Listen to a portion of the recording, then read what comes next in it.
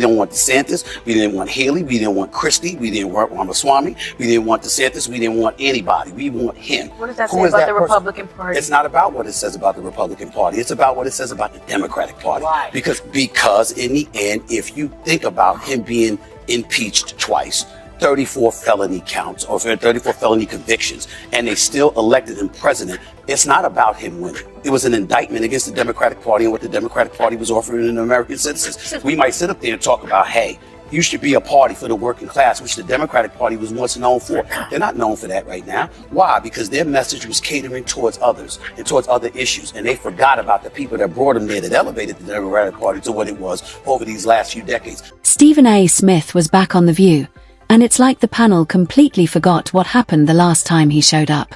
Back then, he dismantled their delusional worldview and refused to parrot their Trump derangement syndrome talking points. But this time, he didn't just push back, he went full mega, leaving the panel in stunned, awkward silence. Before we dive in, don't forget to like the video and subscribe, it helps the channel a ton. Now let's get into it. Right off the bat, Stephen A. Smith breaks down why the Democratic Party is in absolute shambles. He says it plainly: if Democrats want to keep screaming that Donald Trump is a 34-time convicted felon, they might want to think twice. Because it doesn't make Trump look bad. It makes them look worse. Why? Because despite everything, the American people still chose him over their candidate. Let that sink in. You want to call Trump an insurrectionist? Fine. But what does it say about your platform when Americans would still rather vote for that insurrectionist than support your broken policies? People saw through the felony circus. Anyone paying attention knew the DOJ was weaponized to take Trump down. They twisted the law, politicized the courts, and it backfired. Instead of destroying Trump, they torched their own credibility. Trump's only been in office for 6 weeks. Seems like 6 years, doesn't it? And he's been going around with his cronies touting his so-called landslide and blowout win. But he won the popular vote by 1.5%, one of the smallest ever, and he won the general election by less than 50%. So what kind of mandate is this really? Well, it is a mandate, and I'm going to explain why. And I don't mind the question, but let me be very clear. I'm no supporter of Trump. I'm a supporter of truth and the facts. And here's the facts. The man won every swing state. He increased in terms of his voter turnout in his favor from the standpoint of blacks, Latinos, and young voters. He increased his numbers in that regard from 2020. 89% of the counties shifted to the right. That's a mandate. I don't understand how people can look at that and say, there's no mandate. Now Democrats are scrambling to spin Trump's victory by claiming it wasn't a mandate. Why? Because it hurts less if they can pretend it didn't matter. But Stephen A. Smith wasn't having it. He handed the panel a reality check with no sugarcoating. Yes, it was a mandate. Period. It's like losing a basketball game by 20 points and saying, well, other teams have lost by 30, so it's not that bad. Sorry, but a blowout is a blowout. And when deep blue states like California and Illinois nearly flipped red, that's not a fluke. That's a cultural shift. When Kamala Harris can't flip a single red county blue, that's a national rejection of the Democratic agenda. Democrats have no control of any branch of government, yet they're still obsessed with denying Trump's mandate. But let's be honest, your party is so unpopular, Americans just elected someone you keep calling a felon and insurrectionist in a landslide. That the Democratic Party was disseminating.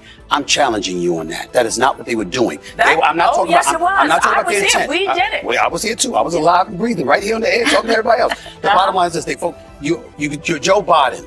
You opened borders. Now remember, Barack Obama deported more people than Trump did. Yes. You know what he didn't do? He didn't stick out his chest and bloviate about it. He just did it. Yeah. What does Joe Biden do? Who is a Democrat? Who's the vice president under Barack Obama? He opens borders. Over 12+ million people enter the country. But the biggest point I'm making. He just took the key and just opened up a door? He just took, well, that's part of it. Even the Democrats say, Then came the fireworks. Sunny Hostin, in her signature smug tone, sarcastically asked, so what? Biden just opened the border. And Stephen A. Smith shot back. Yes, Sunny. That's exactly what he did. The numbers don't lie. Under Donald Trump, executive action alone brought border crossings to 20-year lows. No new legislation needed. But then Joe Biden came in and undid everything with the stroke of a pen. Now, Over 12 million illegal crossings, and just as Smith is laying out the cold, hard truth, they bring out the worst press secretary in modern history, Karine Jean-Pierre, and what's the first thing she says? It wasn't a mandate. Watch this. Leaving. Yeah. She said, nice to meet you, nice to meet you. I disagree with you. Yeah, I do. And I was curious, and so that's why I was curious. I do, on the mandate, on Donald Trump and his administration having a mandate. And we have to be super mindful and careful of this because he does not have a mandate. And what I mean by that is if you look at the numbers, just look at the facts. He won with the smallest margin of the popular vote since the 19th century. There was no coattail, meaning that it is the House is at a razor thin, and he's on his way in the first 100 days to be the most unpopular president in their first 100 days. Yeah. That is not. You've got to assume they brought Karine Jean-Pierre on right after Stephen A. Smith to mop up the wreckage he left behind. She was there to comfort the panel, pat them on the back, and whisper, "Everything's fine, it's all part of the bigger problem." Democrats love clinging to their college-educated identity because they need to believe those overpriced degrees and student loans weren't a waste. The idea that MAGA voters, many of them working class, might actually be more grounded or more informed. Unacceptable. So instead of facing reality, they blame racism, sexism, anything but themselves. Then Alyssa Farah Griffin steps in with a MIC drop moment. Does it really matter if it's a mandate? The guy won. Watch this. I guess the question is, does it matter if he has both houses of Congress and the White House? It does matter because right now we have, what we're seeing in this administration is he's taking a wrecking ball to the government. And what that means is so that people really understand as folks are sitting here and watching. There are folks who have been fired from the federal government and now is our water safe, right? Mm-hmm. Is our food safe? Right. The skies. Right. And the skies, right? We have to worry about getting on a plane. Is that going to be safe? Is there going to be a pandemic? Is there going to be a pandemic? And not only that, folks who need their Social Security check, are you going to get it? Mm-hmm. Yeah. I mean, that is real. And they're doing it without concern of the fallout. Right. They don't care. And that is something that and look, I understand. I'm pretty sure people didn't vote for those things. Right. In response, Karine Jean-Pierre pulls out the old Democrat playlist. Fear-mongering, they'll cut Medicare. They'll cut Social Security. Planes will fall out of the sky. It's the same script every cycle. Why? Because they've got nothing else. No wins. No results. Just fear. And that's why they keep losing, in the courts, at the ballot box, and in the court of public opinion. Deep down, they know Donald Trump's policies worked. And if he gets back in office and starts fixing things again, it's game over. They're not trying to help Americans, they're trying to scare them. And then comes the comedy. Karine Jean-Pierre, while trying to defend Joe Biden, accidentally admits she barely sees him because he's so isolated. Whoopi Goldberg has to cut to commercial while the panel processes what just happened.